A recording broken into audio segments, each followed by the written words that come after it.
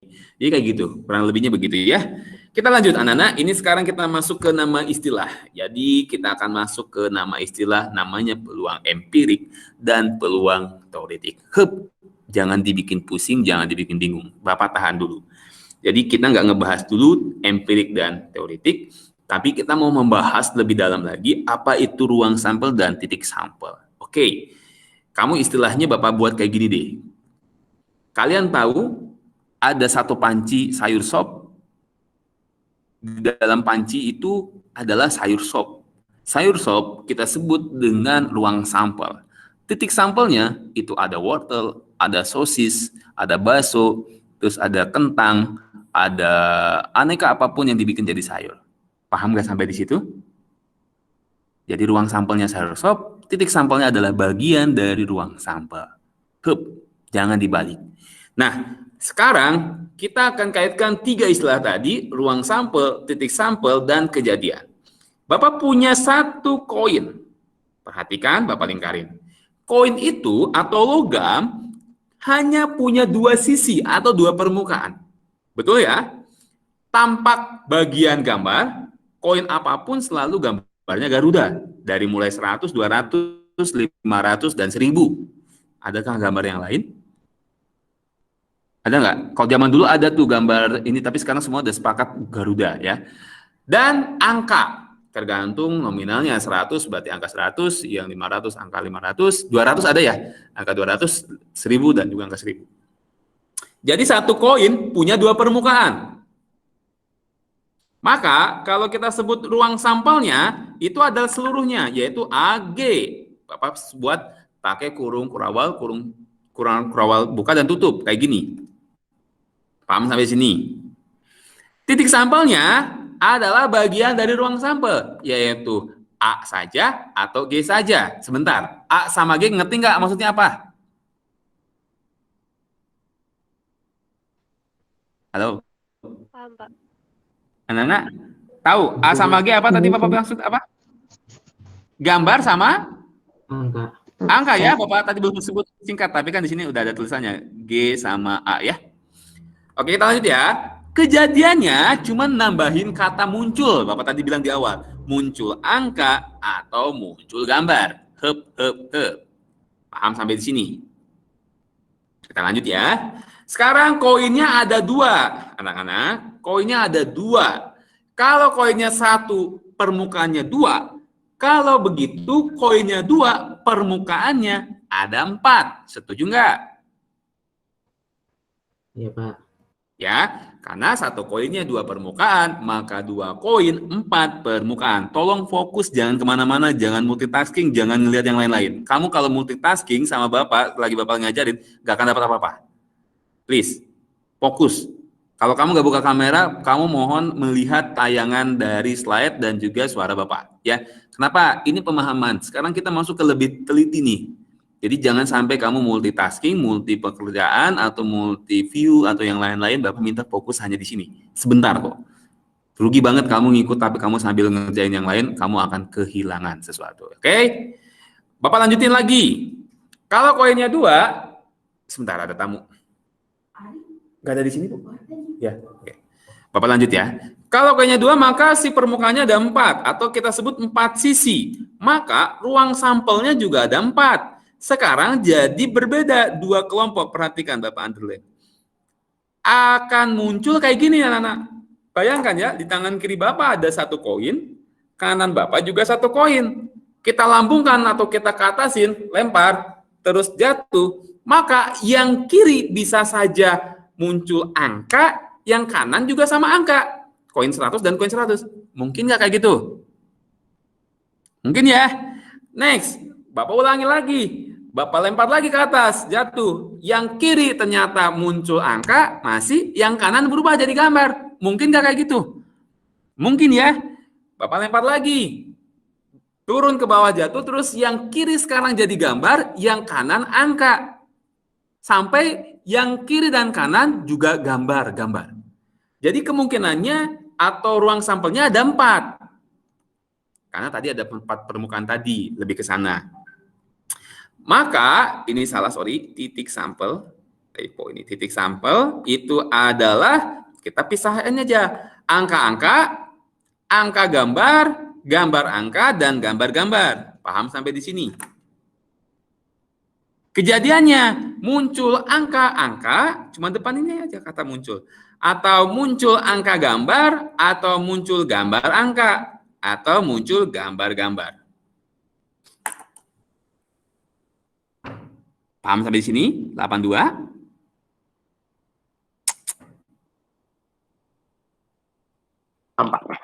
Paham ya? Oke, sekarang kita akan tebak. Kalau satu koin 2 permukaan, 2 koin ada 4 permukaan. Siapa bisa bantu Bapak? Kalau 3 koin, ada berapa permukaan? Atau ada berapa banyaknya titik sampelnya, ada berapa? Siapa yang bisa bantu?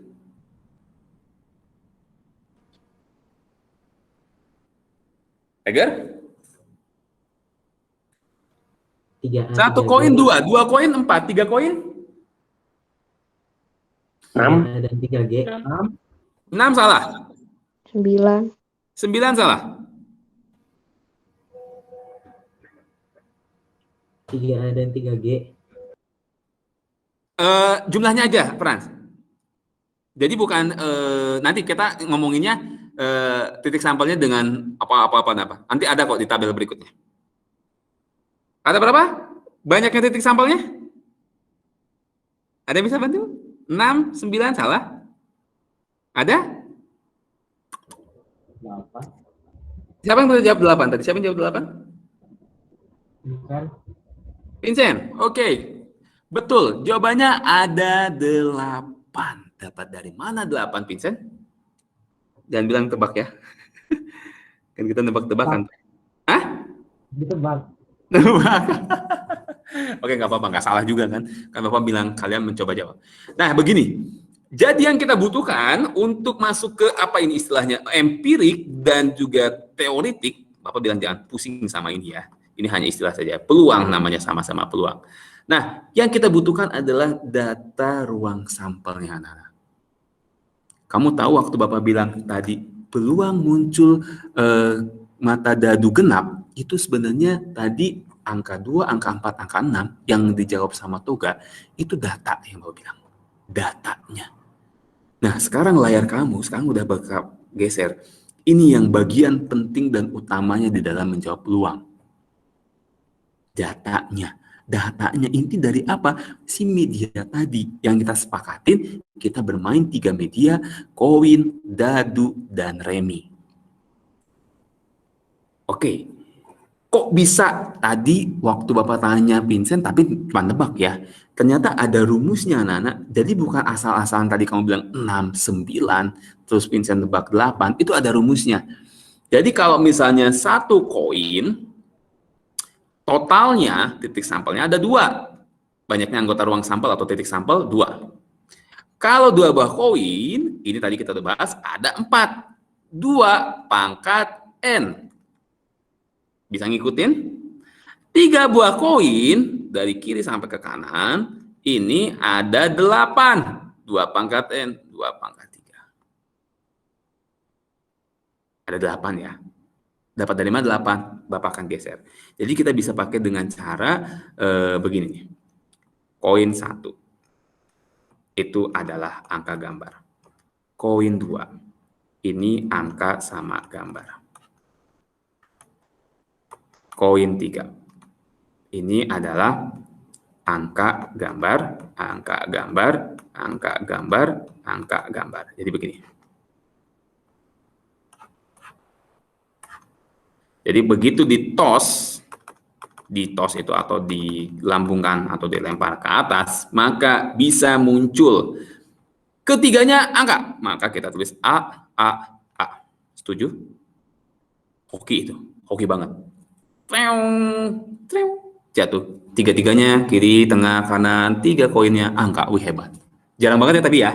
Jarang banget. Tapi kan masih mungkin terjadi. Angka-angka gambar. A, A, G. Betul? Atau A, G, A. Oke, bisa. Jadi kiri, tengah, kanan ya. Terus A, G, G. Itu bisa. Atau sekarang G, A, A. Terus G, A, G. Terus G, G, A. Terus yang terakhir, ketiganya juga hoki banget nih. Gambar-gambar. Paham sampai di sini? 82? Bapak berhenti dulu. Halo? Paham, Pak. Paham ya? Ini data dasarnya. Jadi kalau misalkan nanti kita ngomongin peluang, itu cuma satu rumus. Yang kita butuhkan data dari yang kita lihat soalnya. Kayak tadi, muncul mata dadu genap. Genapnya apa aja? Oh, ada 3. Nah, itu maksud Bapak. Nanti juga kita banyak kompleksnya soalnya. Lebih berteori, tapi kita butuh data tabel ini. Oke, kita berhenti. Sekarang kita ke media dadu. Dadu itu kalau 1, maka ada 6 titik, ya, atau 6 anggota ruang sampel, 6 titik sampel ya, 1, 2, 3, 4, 5, 6. 6 pangkat 1. Kalau dadunya ada 2, ini rame banget. Dadunya ada 2. Berarti bayangan kamu, 2 buah dadu, kamu tos ke depan atau kamu lemparkan ke atas, lambungkan ke atas, maka ketika jatuh itu bisa saja kayak gini, angka 1 sama 1, yang dadu satunya 1, yang dadu kiri, Bapak bilang jangan angka lagi, kirinya adalah 1, dadu kanannya 1, bisa kan? Atau sampai hoki kamu dapat 6 sama 6. Ini kalau main apa itu ya, ludo ya, ludo. Dapat 6 itu dua-duanya langsung dapat ekstra ya, ekstra lempar. Benar nggak sih? Kalau kamu main ludo king ya. Apa ingat dulu kalau main ludo king itu kalau dapat 6 dua-duanya itu bisa wah, majunya lebih cepat ya. Jadi kemungkinannya bisa kiri kanan kayak gitu. Dari yang paling rendah 11, yang paling tinggi 66. Totalnya 36. 6 pangkat N, 6 pangkat 2. Paham sampai di sini? Next, media yang ketiga, yaitu Bapak nggak tulis di sini, Bapak anggap aja Bapak tulis sekarang ya, yaitu kartu remi atau bridge. Itu pemahaman kamu, dari satu set kartu remi, itu cuma punya 2 warna. Satu set kartu remi, 2 warna. Ada hitam dan merah, betul nggak? Yang hitam ada 2 kelompok, yang merah juga. Kalau di dalam bahasa bahasa kartunya Bapak nggak tahu. Mungkin ada yang tahu nggak yang hitam itu apa sama apa itu? Kamu mungkin tahu istilahnya. Bapak tahunya joker saja. Joker kan nggak dipakai. Ada yang tahu nggak hitam itu namanya apa disebutnya teh? Bapak ingatnya keriting. Sama apa ya, keriting dan jambu gitu ya, betul nggak? Ace sama spare. Nah, itulah kalau kamu tahu, Bapak nggak hafal bahasa resminya, Bapak taunya bahasa Indonesia, bahasa main di kampung. Jadi kalau dulu bahasa main di kampung tuh ya keriting, jambu gitu ya. Pokoknya ada warna hitam, keriting dan jambu. Yang warna merah juga Bapak ingatnya bahasa kampungnya itu ya hati dan wajit ya, atau tempe gitu. Tapi warnanya jelas, hitam dan merah, ada 2 kelompok, masing-masing punya 13. Benar nggak? Dari mulai A sampai JQ King ya, JQ King itu 13. 13, 13, 13, 13, 4 kelompok 13, total semuanya 52. Jadi satu set dalam kartu remi 52 tanpa joker. Nanti kita mainnya kayak gitu kalau nanti di soal ya. Oke, pahami dulu. Cuman bikinnya 1 set aja, jangan dibuat pusing sampai 2 set. Bapak juga akan pusing kalau dibuat 2 set main kartu, jarang banget ya. Oke, kita next ya. Sekarang medianya di mix atau dicampur. Kalau tadi kan dadunya ada 2, bisa aja kiri kanan. Koinnya ada 3 koin. Koinnya ada 2. Nah, sekarang di mix anak-anak, di mix tuh dicampur. Jadi tangan kiri Bapak megang koin, tangan kanan Bapak megang dadu. Pernahkah main yang kayak gini? Jarang ya. Koin dan dadu dilempar barengan, kan pasti berbeda tuh, ya. Oke, jadi kalau yang di mix kayak gini. Ketika Bapak bilang 1 koin, 1 dadu, koin itu cuma 2 permukaan, dadu itu 6 titik. Maka sebelum ke sini ya, totalnya itu akan 12 titik sampel. N kali N. N1 sama N2. dadu 1, dadunya ada 6, si koinnya ada 2. Jadi 6 kali 2. Apa aja? Bisa saja. Ketika Bapak lempar yang kiri ternyata permukaan angka, yang kanan mata dadu 1, jadi A1. Paham nggak sampai di sini? Paham, Pak. Sampai dengan gambar dan angka 6. Jadi ini A1 sampai A6. Jadi koinnya A, angka gitu ya. Terus si dadunya matanya dadu 1, 2, 3, 4, 5, 6 ganti-gantian. Terus dibalik. Yang kirinya ini gambar Garuda semua, yang dadunya 1, 2, 3, 4, 6 ganti balik. Ada 12. Paham sampai di situ ya? Sekarang kita naikin level mixnya. Dicampurnya itu koinnya 2 anak-anak, dadunya 1. Koinnya 2, dadunya 1. Pahamin. Oh, berarti kalau koin 2, 4 permukaan, dadunya 1 masih 6. Maka totalnya 24. N1 kali N2 berarti 6 kalikan 4. Yang kayak tadi ya, ini tinggal pemahaman aja ya, angka-angka 1 ya, sampai gambar-gambar 6. Paham nggak sampai di sini? Berhenti lagi Bapak. Paham, Pak. Paham ya? Ini Bapak buat pelan, Bapak ajak kamu itu memahami data ini dulu. Karena ini yang pentingnya beneran loh. Sekarang Bapak akan kasih sebuah challenge, Bapak akan berikan nilainya nggak hanya toga doang, di antara kamu, siapa yang bisa bantu Bapak jawab? Bapak punya 2 buah media. Medianya adalah dadu. Berarti 2 buah dadu ya. Oke, gini soalnya. 2 buah dadu Bapak lambungkan ke atas bersamaan. Peluang muncul mata dadu berjumlah 10 adalah. Bapak ulangi. 2 buah dadu dilambungkan bersamaan. Peluang muncul mata dadu berjumlah 10 adalah.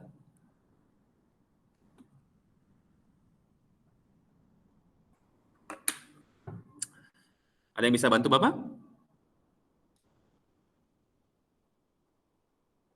Bapak kasih kesempatan.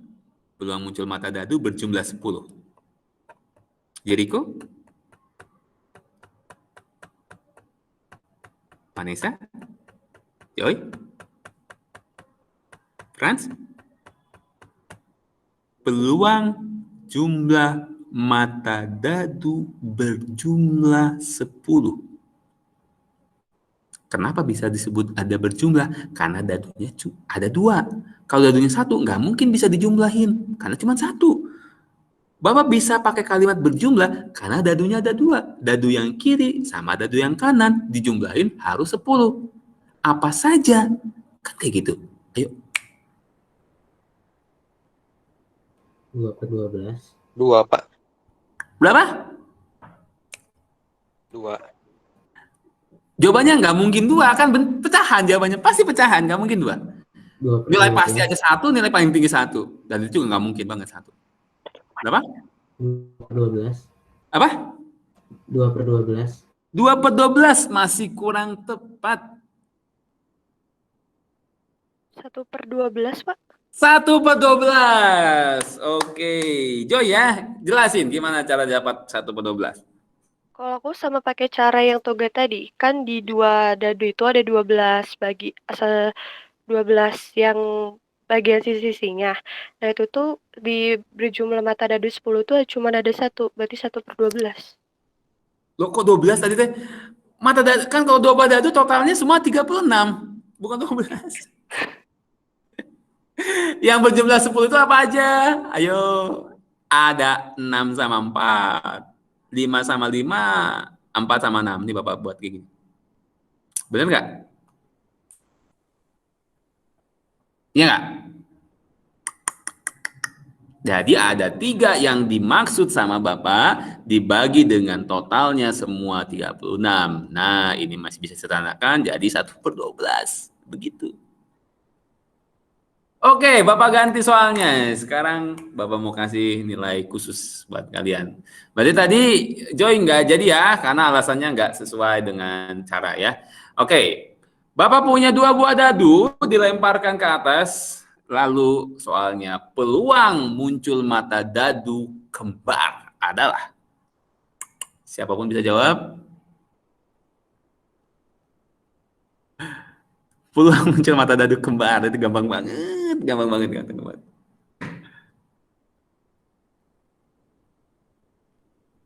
1/6. 1/6. Siapa yang jawab 1/6? Ivan ya? Iya. Oke, Ivan, jelasin Ivan. Betul jawabannya 1/6. Halo Ivan? Iya, Kak. Ya, silakan dijelaskan kenapa 1/6. Karena setiap ada apa ya?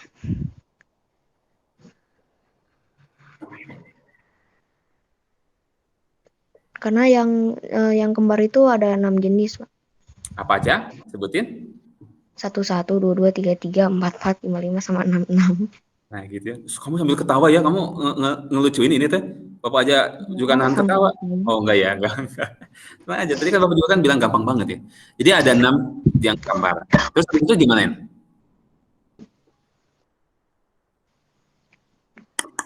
Terus ada 6 bagian dibagi sama 36. Iya, betul ya. Terima kasih Ivan. 6/36 disederhanakannya jadi 1/6. Oke, makasih Ivan dan Toga Bapak catat hari ini. Oke, kita lanjut ya supaya nggak lama. Jadi prinsipnya kayak gitu anak-anak. Jadi ini tuh sebenarnya udah Bapak mau masuk ke rumus. Rumus kita cuma satu. Rumus itu hanya dibagi aja pernya. Kenapa kamu bisa tahu tadi ada 6? Kenapa yang tadi cuma tahunya ada 3? Itu data yang Bapak maksud. Itu kayak Toga tadi bilang waktu Bapak bilang peluang munculnya apa tadi bilangan genap itu ada 3. Oh, datanya itu tuh semua data. Tinggal dibagi semua sama ruang sampel. Yuk kita lihat rumusnya. Perhatikan di sini. Sebelum kita masuk ke sana, 82, Bapak mau ajak kamu memahami 2 istilah di awal tadi. Apa itu peluang empirik dan teoritik? Oke.